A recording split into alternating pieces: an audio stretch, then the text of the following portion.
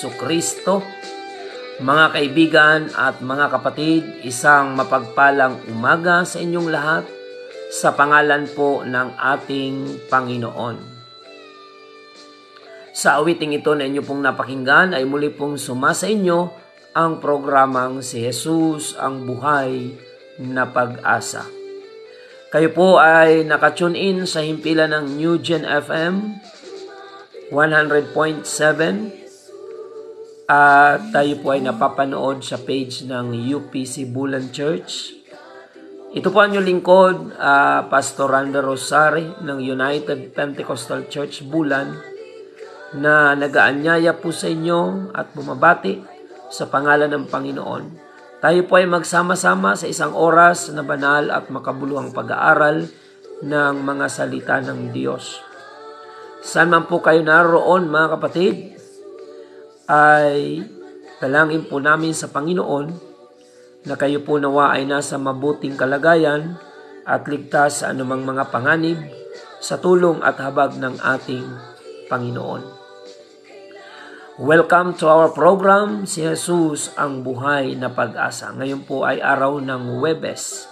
Salamat po sa Diyos sa buhay, sa kalakasan, pisikal, spiritual, at sa pagkakataon ay pinagkakaloob ng Panginoon na tuwing umaga patuloy tayong magkasama-sama sa programang ito upang ang mga salita ng Diyos ay ating pong pagsalusaluhan bilang pagkaing espiritual sa kapakinabangan ng ating pong mga kaluluwa. Pagpalain po kayo ng Panginoon mga kapatid. Patuloy po nating i-share ang ating pong daily program sa ating Facebook Live upang marami sa ating mga kababayan ang maabot ng salita ng Panginoon. Na ito po ay kailangan ng bawat kaluluwa, kailangan ng bawat isa sa atin, anuman ang ating kalagayan, anuman ang antas ng ating buhay, kailangan po natin ang salita ng Diyos, mga kapatid. Ang programang ito ay araw-araw po nating napapakinggan dito po sa New Gen FM 100.7. Hatid po sa inyo ng United Pentecostal Church Bulan. Nais po nating batiin ang lahat ng mga kapatiran sa United Pentecostal Church Bulan sa 3 congregation na ating pong pinangangasiwaan sa tulong at biyaya ng ating Panginoon. Good morning sa ating congregation dyan sa Magsaysay Bulan. Pagpalain po kayo ng Panginoon mga kapatid. Maging ang ating congregation sa Santa Remedios Bulan. Good morning mga kapatid sa inyong lahat. At maging ang ating congregation dito po sa Iquirino Bulan. Patuloy po kayong pagpalain ng Panginoon mga kapatid. At maging sa lahat ng ating mga Bible studies, i-bless po kayo ng ating Panginoon. Sa araw-araw, marami po tayong mga schedule ng Bible study kasama ang ating mga kapatiran at mga Bible study teachers and cell group leaders, mga kapatid. Sa lahat ng mga evangelism team members na masigasig, na humahayo at nagpapagamit sa Panginoon para po sa pagliligtas ng mga kaluluwa, pagpalain po kayo ng Panginoon, mga kapatid. Sa mga nais pong magpaabot ng inyong mga mensahe, prayer request, testimonies, or any concern na may kinalaman sa spiritual na bagay na ating ipinaglilingkod, pwede po kayo mag-send ng message sa 0951-932-0038 0951-932-0038 o di kaya sa ating page, pwede kayo mag-message mga kapatid dyan sa comment section at maging sa ating messenger ng UPC Bulan Church page. At ngayon po ay araw ng Huwebes, meron po akong Bible study dyan po sa Barangay Monte Calvario kina Ate Kaling and Kuya Amon. Mas agahan po natin, 2:00 po tayo ng hapon mamaya. Dahil meron po akong schedule ng alas 4, magsundo sa hospital. So, aagahan po natin dyan, kina Ate Kaling, ang Bible study. Instead na alas 3 ay gagawin po natin alas 2 ng hapon mamaya. At reminder sa ating mga kapatiran dyan sa Barangay Daganas, Muntikal, Hamorawon. Ayan, magsama-sama po tayo mamaya dyan sa ating Bible study. To God be the glory. At ipinag-aanyaya po namin sa inyo mga kababayan, mga kapatid, ang ating malaking pagtitipon na gaganapin sa darating na linggo dito po sa UPC Compound, Iquirino, Bulan, Sorsogon. Sa darating na linggo, alas 8 ng umaga. So, sa mga kapatiran, mag-invite po tayo ng maraming mga bisita at sama-sama po tayo this coming Sunday, alas 8 ng umaga. Matatapos po yan ng mga alas 11 o maximum 11:30 ng umaga.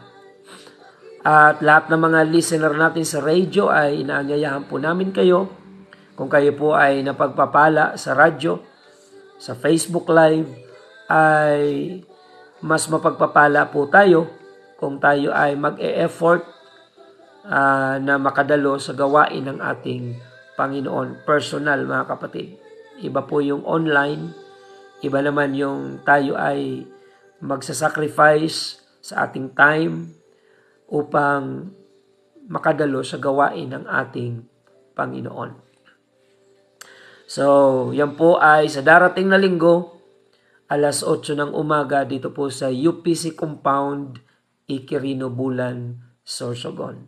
Purihin ang Panginoon, nawa ay pahalagahan niyo po ang paanyayang yan dahil alam naman po natin na hindi natin hawak ang ating buhay, hindi natin alam kung hanggang saan tayo mamamalagi sa mundong ito, hanggang kailan tayo mananatiling buhay. Kung kaya habang may pagkakataon ang mga ganitong paanyaya na magkikinabang ang ating kaluluwa o spiritual na buhay, ay samantalahin po natin, mga kapatid. Ang Panginoon ay nag-aanyaya sa ating lahat na tayo po ay lumapit sa Kanya at anuman ang ating mga kabigatang taglay, ang Panginoon ay nangako ng kapahingahan sa mga taong lumalapit sa Kanyang banal na paanan. Purihin ang Diyos, mga kapatid.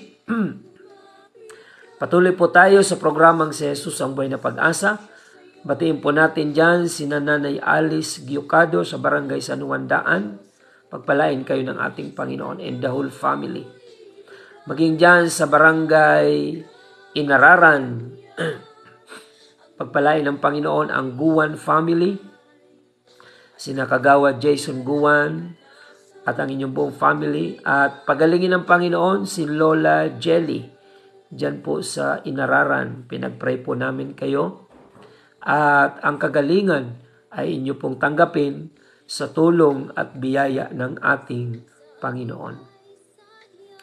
At ang ating mga kapatiran dyan sa Barangay Biton, Magallanes, good morning po sa inyo dyan.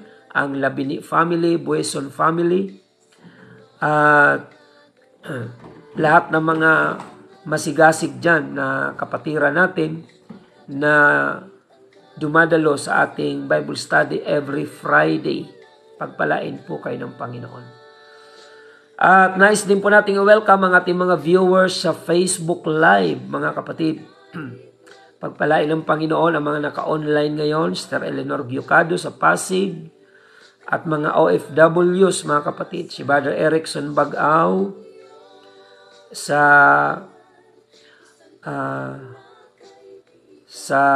Hungary. Good morning, pagpalain kayo ng Panginoon. At Sister Laura Gumban, good morning, dyan po sa Barangay Lahong, pagpalain kayo ng Panginoon. Si Brother Andy Orozco, Sister Angelita Ligoro, Sister Sheila May Peñaranda, dyan po sa lugar ng Sabah, Malaysia, UPC, Pagpalain kayo ng ating Panginoon. Sister Michelle Koshishiyama sa Cagayan de Oro City sa Mindanao. Good morning. Sister Gemma Ganton Detal. Good morning. Sister Regent Chuji sa UPC Japan. Sister Christine diyan po sa UPC Japan. Pagpalain kayo ng ating Panginoon. At Sister Mirna sa Kuwait, pagpalain kayo ng Panginoon.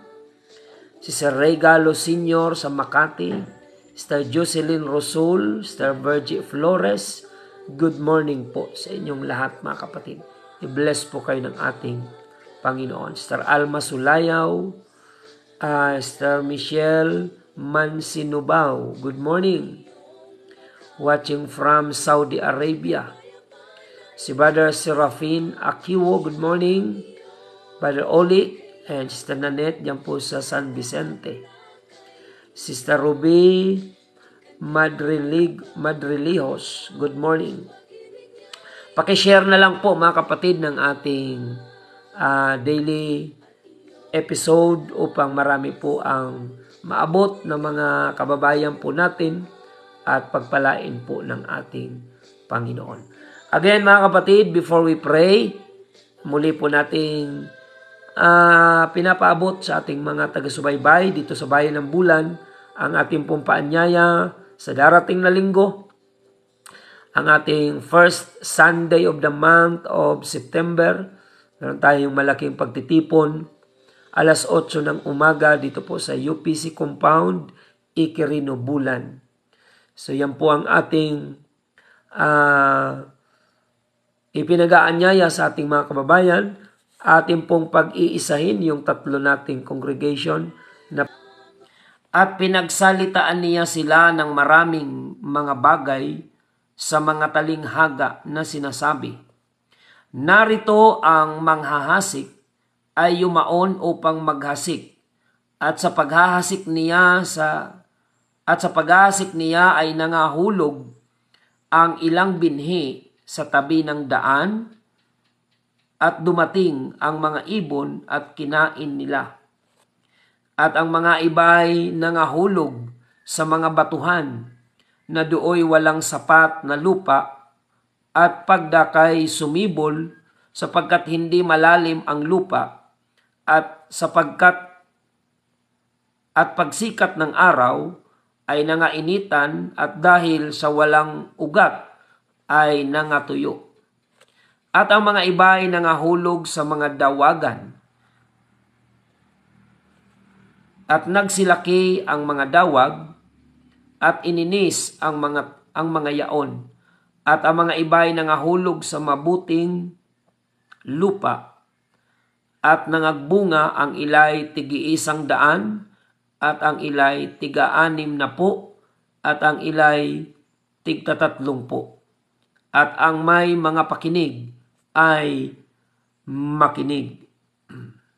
Purihin ang pangalan ng Panginoon. So, ang ating topic ngayon, the good seed and the good ground. Ang Panginoong Hesukristo, mga kapatid, siya po ay dakilang guro, matalino at walang hihigit sa Panginoong Hesukristo. Pagdating sa pagtuturo, gumagamit siya ng mga talinghaga sa layunin na upang madaling maunawaan ng mga tao ang salita na nais niyang ipaunawa. Gumagamit siya ng mga simpleng pananalita, mga talinghaga o paglalarawan upang makuha niya yung attention ng mga taong nakikinig. Alam niyo mga kapatid, mahalaga sa public speaking na hindi mo lang maihayag ang iyong sasabihin, kundi makuha mo rin yung attention ng mga taong nakikinig upang hindi masayang yung iyong mahalagang sasabihin. Purihin ang Panginoon. So kadalasan mga kapatid, ang salita ng Panginoon, pangangaral, ang kaharian ng Diyos ay inilalarawan ng Panginoon sa mga bagay na maiintindihan ng tao. For example, itong paghahasik.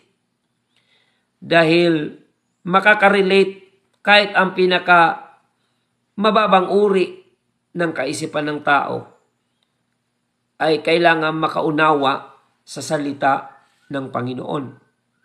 Ginamit ng Panginoon na talinghaga ang paghahasik, farming, upang isalarawan ang salita ng Diyos na dinadala ng Panginoon para ang tao ay magtamo ng kaligtasan. Pinagsalitaan niya sila ng mga talinghaga, mga bagay na mauunawaan ng tao. Ang sabi ng Panginoon, narito ang mga hasik ay yumaon upang maghasik. Ito ay simbolo ng pangangaral ng salita ng Diyos. Dala-dala ng mga hasik ang the best na quality ng binhi. Ngunit kung mapapansin po natin sa ating binasa, na yung the best na binhi ay nahulog sa iba't ibang quality, iba't ibang klase ng lupa. Merong sa tabi ng daan, merong sa dawagan, merong sa batuhan. 4 na uri, mga kapatid, ng lupa yung tinukoy dito sa ating binasa. Sa tabi ng daan, sa dawagan, sa batuhan, at sa mabuting lupa. At kung mapapansin natin, mga kapatid, isang uri lang ng soil o ng ground yung dinescribe ng Panginoon na namunga yung seed o yung binhi na naihasik. Subalit, mga kapatid, kung matatandaan natin, lahat naman yon ay tumubo. Maliban doon sa tinuka ng ibon. Yung binhi na nahulog sa tabi ng daan, hindi talaga yun nakatubo dahil tinuka ng ibon. Ang salita ng Panginoon, mga kapatid, maganda na ito ay pahalagahan natin sapagkat ninanakaw ito ng dyablo kahit kumbinsido tayo sa salita ng Diyos kapag hindi natin isinapuso agad.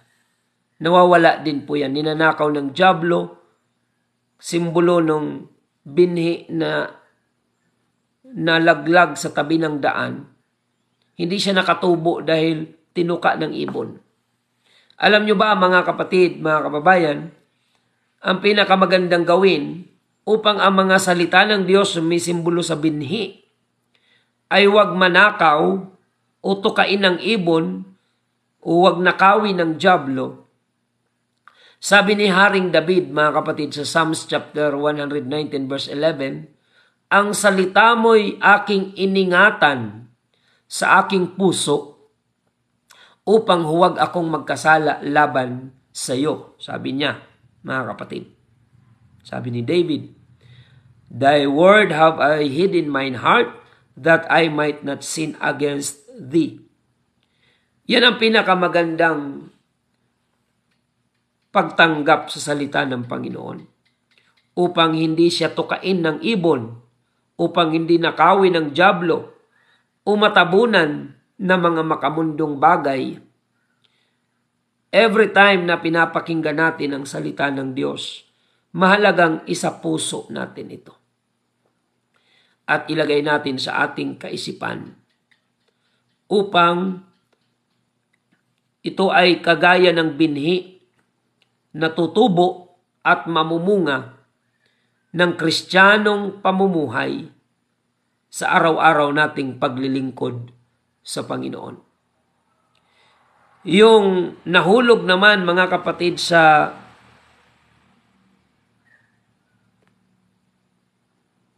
batuhan, tumubo ito mga kapatid. Subalit, sapagkat walang sapat na lupa yung batuhan, tumubo siya for just a short period of time. Siya rin ay namatay kalaunan pagdating ng tag-init. Sapagkat wala ngang magiging ugat doon dahil bato. Hindi tatalab sa bato yung ugat ng pananim. Ito ay sumisimbolo sa mga tao na kumbinsido sa pakikinig ng salita ng Diyos. Tinatanggap na may galak. Mga kapatid, maganda basahin natin yung description ng Bible sa Matthew chapter 13. Dito po sa verse 18, mga kapatid, pakinggan nga ninyo ang talinghaga tungkol sa manghahasik. Kung ang sino man ay nakikinig ng salita ng kaharian at ito'y hindi niya na pag-uunawa, ay pinaruroonan ng masama at inaagaw ang nahasik sa kanyang puso. Ito yaong nahasik sa tabi ng daan. Ayan. Kaya yung nakikinig na hindi inuunawa, nawawala din po yun. Tinutuka ng ibon, kinukuha ng dyablo mga kapatid, yung salita o binhi na inihahasik. Tuloy mga kapatid. At ang nahasik sa mga batuhan ay yaong nakikinig ng salita at pagdakay tinatanggap ito ng buong galak. Gayon may wala siyang ugat sa kanyang sarili, kundi sandaling tumatagal. At pagdating ng kapighatian o pag-uusig dahil sa salita, ay pagdakay natitisod siya. So dito mga kapatid, kinaklasify ng Panginoon yung nahulog daw na binhi sa tabi ng daan, kagaya ng isang taong nakikinig na hindi inuunawa yung pinapakinggan.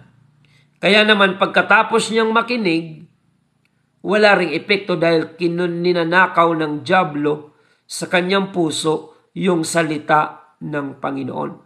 Huwag po nawang mangyari na tayo mga kapatid ay mapagnakawan ng dyablo ng napakahalagang bagay na para sa ating kaluluwa. Ito po ay ang salita ng ating Panginoon. Huwag nating payagan na manakaw ng dyablo yung salita ng Diyos na tuwing umaga ay inihahasik po namin sa inyong mga puso.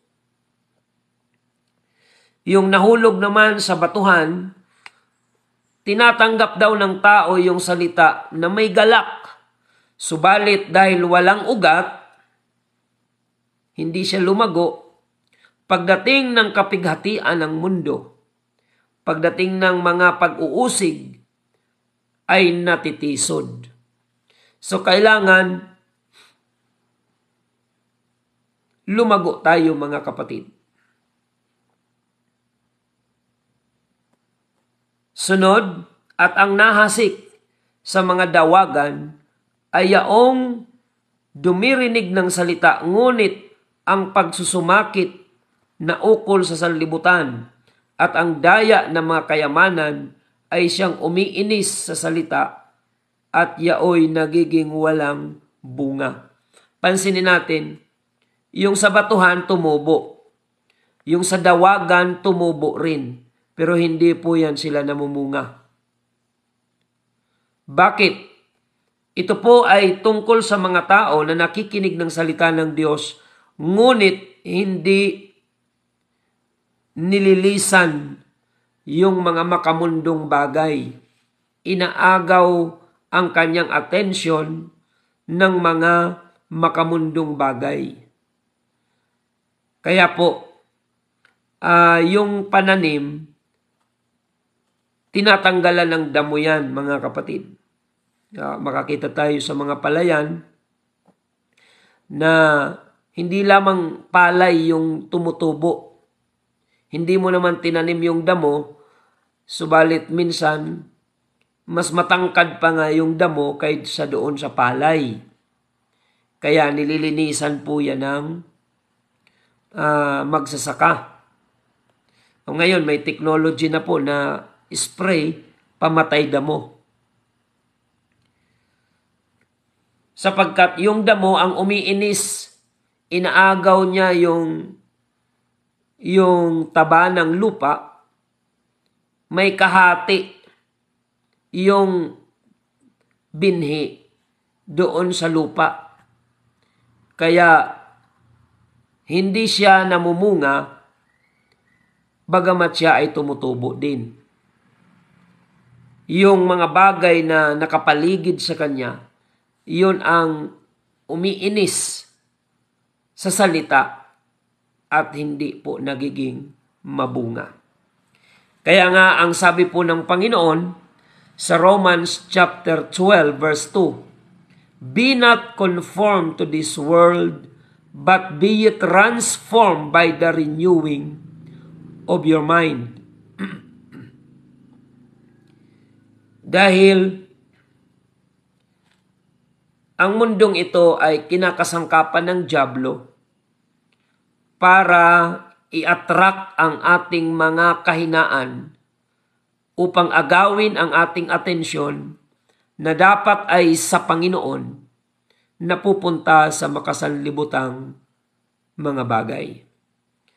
So tumutubo din naman yung binhi, pero yung mga dawag na nakapaligid sa kanya, kaagaw niya doon sa sustansya ng lupa. Kaya hindi siya makapamunga.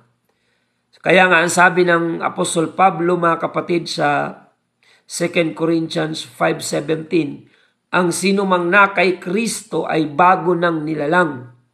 Ang mga dating bagay ay nagsilipas na at narito sila'y pawang naging mga bago. Kaya mga kapatid, i-categorize natin kung anong klaseng lupa ang kahalintulad ng ating puso. Ang huli ang nahasik sa mabuting lupa ay siyang dumirinig at nakakaunawa ng salita na siyang katotohanang nagbubunga. Ang ilay tig-100 at ang ilay tig-60 at ang ilay tagta-30. So sa 4 na klase ng lupa, isang klaseng lupa lang yung nahasikan ng binhi na nag-produce ng bunga. Ito yung matabang lupa, the good ground. When the good seed and the good ground join together, mga kapatid, it will produce much fruit. Dahil yung nahulog na binhi sa batuhan, tumubo din naman, hindi namunga, namatay. Yung tumubo sa dawagan, nabuhay din naman, pero hindi namunga dahil inaagaw ng mga damuhan o dawagan yung espasyo, yung araw, mga kapatid. May prinsipyo din kasi sa pagtatanim. Depende sa kung ano ang iyong itinatanim. Halimbawa, nagtanim ka ng niyog. Ang prinsipyo dyan, tiyakin mo na yung mga dahon ng niyog, pag lumaki na, ay hindi magpapang-abot sa isa't isa. Dahil kapag nagkakapatong-patong, mga kapatid, obserbahan niyo po yung mga niyugan na mali ang pagkatanim, siksikan masyado. Yung mga niyog ay nagpapabilisang tumangkad kasi nag-aagawan sila ng sikat ng araw, mga kapatid. Nag-aagawan sila ng sikat ng araw, kaya ang bibilis nilang tumangkad pero wala kang makitang bunga dahil nag-iinisan sila sa isa't isa. Kailangan meron tamang distansya yung pagtanim, depende sa kung ano ang ating itinatanim. So yung nasa dawagan, wala siyang sapat na espasyo para makapamunga. Kaya buhay man siya, pero unfruitful. Minsan may mga taong ganon, mga kapatid. Naglilingkod sa Diyos pero walang bunga. Dahil maraming umiinis sa kanya sa paligid na nagkukos na hindi siya makapag-produce ng bunga. Kaya humiwalay tayo sa mga makasanlibutang gawa upang magkaroon tayo ng sapat na espasyo sa kaharian ng Panginoon upang tayo ay mamunga sa paglilingkod sa Diyos. At sino naman itong naghasik? Nakaaway, mga kapatid. Bakit nagkaroon ng panirang damo? Wala namang itinanim na damo, ang inihasik ay binhi. Pero nung tumubo yung binhi, may kasamang damo. Sino ang naghasik ng damo? Sa 39, at ang kaaway na naghasik ng mga ito ay ang dyablo. At ang pag-aani ay ang katapusan ng sanlibutan. At ang mga mang-aani ay ang mga anghel. Kung paano nga ang pagtitipon sa mga pangsirang damo at pagsunog sa apoy, gayon din ang mangyayari sa katapusan ng sanlibutan. So yan po, mga kapatid, titipunin yung panirang damo at igagatong sa apoy. At titipunin naman yung trigo at dadalhin sa kamalig. Yan po yung pagkakaiba. Kaya dito sa mundo, mga kapatid, maaring magkakasama lang yung mga panirang damo at yung binhi. Minsan nag-aagawan pa ng espasyo. Ngunit pagdating ng paghuhukom, titipunin ng Panginoon yung mga binhi, ilalagay sa kamalig, at ang mga panirang damo ay itatapon sa apoy. So mga kababayan, mga kapatid, ang tanong, alin sa apat na klase ng lupa ang katulad ng iyong puso? Yung apat na klase ng lupa na yon ay tumutukoy sa apat na klase ng puso ng tao. How I pray, mga kababayan, na ang puso ng ating mga taga-subaybay ngayon ay hindi maging katulad nung sa tabi ng daan, sa batuhan, sa dawagan. Ang dalangin po namin sa Panginoon, lahat ng nakikinig ngayong umaga, ang maging kalidad ng ating puso ay kagaya ng sa mabuting lupa.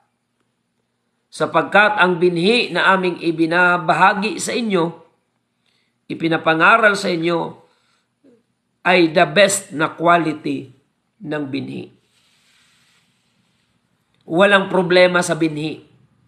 Kapag ikaw ay nagtanim, lahat ng mga magsasaka ay pumipili yan ng the best na quality ng binhi.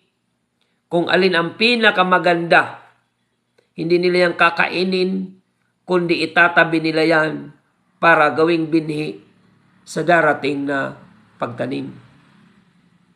Kaya the best po yung quality ng binhi because the seed is no other than the word of God. Subalit, kahit the best yung quality ng binhi, kung ang quality naman ng soil ay hindi maganda, walang tumutubo para mamunga na binhi doon sa hindi tamang lupa. Kaya nga sa mga agriculturist, mga kapatid, meron pa silang ginagawang soil testing. Tinitest nila yung lupa. Kung tutubuan ba ito ng pananim, ito ba ay pag tinaniman ay magpuproduce ng bunga yung itatanim. Kung ang mga agriculturist ay may ginagawang soil testing, I encourage our listeners to test also our hearts. I-test natin ang ating puso. Upang yung ating pinapakinggan na salita ng Diyos ay magkaroon ng bunga sa inyong mga buhay. Mga kapatid, allow God to test the quality of your heart. Kung yan ba ay katulad ng good ground, mamumunga yung binhi. Kaya may mga tao po na ang tagal nang nakikinig. Ang programang ito, 23 years na pong napapakinggan sa radyo dito po sa Bayan ng Bulan. May mga taong ang tagal nang nakikinig. Nabibless naman daw sila sa pakikinig. Ayon sa kanilang testimony. Pero hindi mo makikitaan ng bunga. Bakit? Baka yung may problema ay yung quality ng soil. Dahil ang the best na binhi dapat makarating sa the best na quality ng lupa. Dahil kung ang ating puso ay katulad nung sa dawagan at sa batuhan, tinatanggap nating may galak ang puso, o may galak sa puso ang salita ng Diyos, ngunit walang makikitang bunga ng pagsunod at pamumuhay Kristiyano. Maraming ganyan, mga kapatid, na hanggang pakikinig lang. Hindi po masama na tayo ay makinig. We really appreciate your time listening to our daily program. We really appreciate that. But let me remind you that we cannot go to heaven by just listening and listening alone. Kailangan magkaroon tayo ng bunga, mga kapatid. Magkaroon tayo ng resulta sa ating buhay. Let us read the book of James chapter 1, verse 21. Kaya't ihiwalay ninyo ang lahat ng karumihan at ang pag-apaw ng kasamaan, at tanggapin ninyo na may kaamuan ang salitang itinanim na makapagliligtas ng iyong mga kaluluwa. Datapwat maging tagatupad kayo ng salita at huwag tagapakinig lamang na inyong dinadaya ang inyong sarili. Kaya sa mga matagal nang nakikinig sa radyo, mga kababayan, salamat po sa inyong pakikinig. Subalit kailangan nyo suriin ang inyong sarili dahil baka nalalagay na tayo sa kalagayan na sinasabi ni Santiago na ang tao daw na tagapakinig lang at hindi tagatupad ay dinadaya niya lamang ang kanyang sarili. Mga kapatid, i-check natin ang ating puso. Baka yan ay batuhan, maraming mga matitigas-tigas na bagay. Hayaan natin na palambutin ng Panginoon ang ating puso. I-cultivate ng Panginoon yung puso natin. Ito ay ma-convert into good ground that will receive the best quality of seed and will produce more fruits. Mamumunga, mga kapatid. So, let's examine our hearts na ang salita ng Diyos na ating tinatanggap, mga kapatid, huwag lang tayong tagapakinig lang. May expectation ang Panginoon sa mga taong nakinig ng kanyang salita. Kung ang tao raw ay tagapakinig lamang at hindi tagatupad, ay dinadaya niya ang kanyang sarili. Mahirap po mga kapatid, wala pong maliligtas na mandaraya. Kung ang tao ay dadaya sa kanyang kapwa, masama po yun. Ganon din ang kasamaan kung ang sarili natin ang ating dadayain. Sapagkat sabi ng Panginoon, ibigin mo ang iyong kapwa gaya ng iyong sarili. Kung masama sa Diyos na dayain natin ang kapwa, ganon din ang kasamaan kung ang ating sarili ang dadayain natin. Paano daw natin nadadaya ang ating sarili? Kung tayo ay nakikinig lamang ng salita at hindi natin tinutupad yung salita ng Diyos na masaya nating pinakikinggan. Kaya sa Bible mga kapatid, may patunay na ang tao ay totoong tumatanggap ng salita ng Diyos. Kung titingnan natin mga kapatid ang aklat ng Gawa, Acts chapter 2 verse 41. Makikita natin dito yung resulta ng mga totoong tumatanggap ng salita habang nakikinig. Acts chapter 2 verse 41. And they that gladly received the word were baptized, and the same day then have added with them about 3,000 souls. Yaon ngang nagsitanggap ng kanyang salita. Ito yung matabang lupa na napuntahan ng Sid. Yaon ngang nagsitanggap ng kanyang salita ay nangabautismuhan at nangaparagdag sa kanila ng araw na yaon ang may 3,000 kaluluwa. Walang masama sa pakikinig. Dapat lang na tayo ay nakikinig. Gayon pa may nagpapaalaala ang Biblia na hindi tayo maliligtas sa pakikinig lamang. Kailangan nating mai-apply sa ating buhay yung mga tamang aral ng Diyos na ating pong napapakinggan. At pagdating sa application, ikaw na nakinig ang magdidesisyon dyan. Mga kapatid. Hindi pwedeng ang Diyos ang magdesisyon sa iyo kung ipapamuhay mo o hindi ang salita na iyong napakinggan. Ikaw na nakinig, nakaunawa, ikaw ang dapat magpasya kung ipapamuhay mo o hindi ang salita ng Diyos na iyong napakinggan. So yan po mga kapatid, I pray to the Lord na ang binhi na ito na aming ipinapangaral, this is the best quality of seed because this is Word of God, mga kapatid. Hindi ito karunungan ng tao lamang. The Word of God is the highest form of knowledge, mga kapatid. Pinakamataas na uri ng karunungan ang salita ng Panginoon. Sapagkat ang karunungan ng mundo, sabi ni Apostol Pablo, ay kamangmangan sa harapan ng Diyos. The wisdom of this world is foolishness in the sight of God. So this is the highest form of knowledge, the Word of God.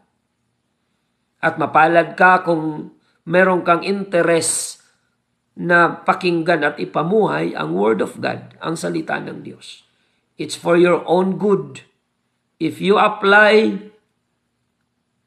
the Word of God that you have heard from this program, ito ay para sa iyong ikabubuti.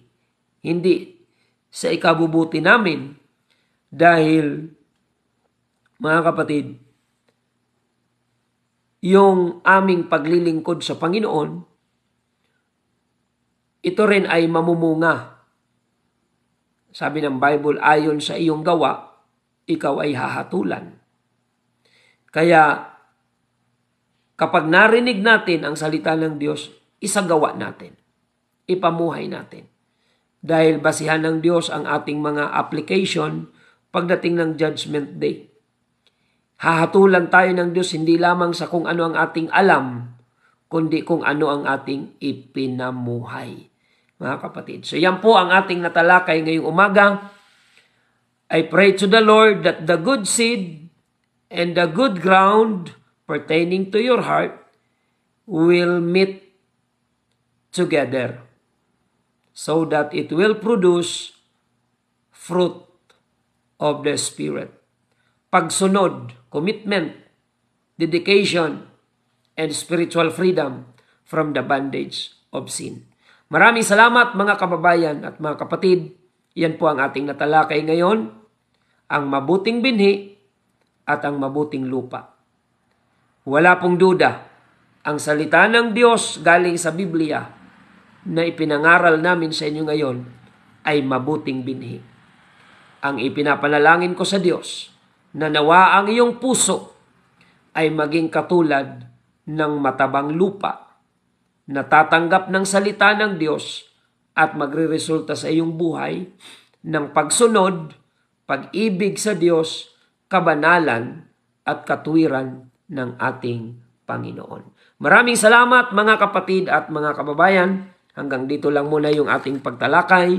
I hope na may napulot po kayong aral na kapag inyong ipinamuhay ay magresulta ng kaligtasan at kabanalan sa inyo pong mga buhay. Maraming salamat mga kapatid. Tayo po ay manalangin sa ating pansamantalang pagtatapos sa umagang ito. Panginoong Hesus, kami po ay nagpapasalamat sa mga salita mo na amin pong naipaglingkod ngayong umaga, na ito po ay kailangan ng aming mga kababayan sa kanilang spiritual na pamumuhay. Tulungan mo po ang aming mga taga-subaybay on air and online na ang kanilang puso ay maging katulad ng mabuting lupa na every time natatanggap ng seed of the Word of God ay magreresulta sa kanilang buhay ng pagbabago, kabanalan, katapatan, at pagpapakumbaba sa iyong banal na paanan. Maraming salamat, Panginoon. I-bless mo po ang lahat ng nagbigay oras ngayon sa pagsubaybay sa programang ito. Kasihan mo po ang iyong abang lingkod sa bawat umaga na ipinapangaral ang iyong salita. Tumawag ka na maraming mga kababayan po namin upang kumilala at maglingkod sa iyo para sa kaligtasan ng kanilang kaluluwa. Salamat po, Panginoon. Sa iyo lamang namin iniaalay ang pinakamataas na papuri at pagsamba sa pangalan mo, Panginoong Hesus, na aming nag-iisang Diyos at tagapagligtas. Amen. Mga kapatid, bago po ako magpaalam sa radyo, inaanyayahan po namin kayo sa darating na linggo ang ating malaking pagtitipon, alas 8 ng umaga dito po sa UPC Compound, Iquirino, Bulan. Mag-invite po tayo mga kapatid na maraming mga panauhin, mag-influence tayo sa ating community tungkol sa mga bagay na espiritual upang hanguin natin ang mga tao mula sa gapos ng bisyo, kasalanan at makamundong gawa. Magkita-kita tayo sa linggo, alas 8 ng umaga dito po sa UPC Compound, Iquirino, Bulan. At may Bible study po ako mamayang alas 2 ng hapon dyan po sa tahanan ni Kuya Amon and Ate Kaling. Good morning sa inyong mag-asawa at sa inyong pamilya. Mag-invite po tayo mamaya ng mga bisita. Pagpalain ng Diyos ang ating Bible study mamaya. At sa lahat ng mga cell group leaders na mayroong schedule for Bible study today, i-bless po kayo ng ating Panginoon. At sa mga nais magpaabot ng inyong mga messages, you can text me at 0951-932-0038.